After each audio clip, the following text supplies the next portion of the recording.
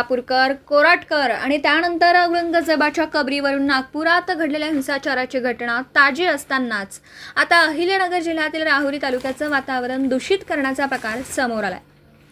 या घटनेत आज दुपारच्या वेळी राहुरीतील कोळीवाडा परिसरात असलेल्या बुवासंद बाबा समाधी परिसरात असलेल्या तालमीतील छत्रपती शिवाजी महाराजांच्या अर्धाकृती पुतळ्याची अज्ञात समाजकंटकांनी विटंबना करीत शिवप्रेमींना डिवचण्याचा प्रयत्न केला।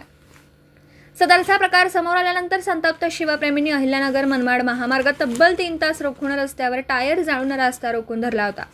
राहुरीकरांनीही उत्स्फूर्तपणे कडकडीत बंद पाळून या घटनेचा निषेध नोंदवला।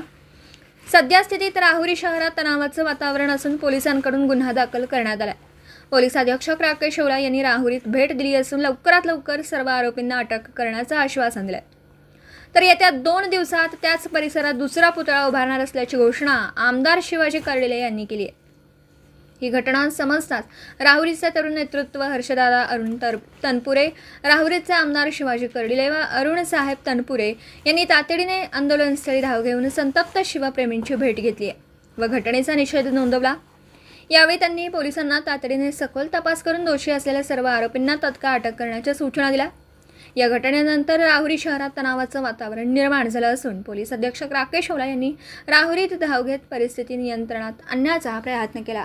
यावेळी त्यांनी हिंदुत्ववादी कार्यकर्त्यांशी बोलताना लवकरात लवकर प्रकरणाचा तपास करून आरोपींना गजाआड करण्याची ग्वाही दिली आहे। स्थानिक हिंदुत्ववादी संघटनांनीही 2 दिवसात आरोपी अटक न झाल्यास तीव्र स्वरूपाचं आंदोलन उभारण्याचा इशारा देत 2 दिवसात विटंबना झालेल्या ठिकाणची छत्रपतींची नवीन पुतळा उभारण्याची घोषणा केली। सध्या राहुरीत तणावपूर्ण शांतता असून पोलीस बंदोबस्त वाढवण्यात आला।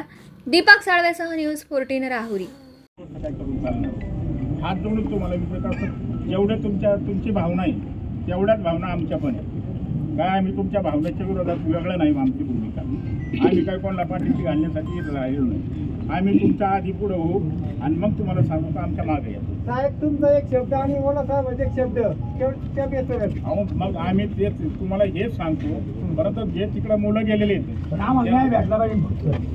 अरे बाबा न्याय आपण जय भवानी जय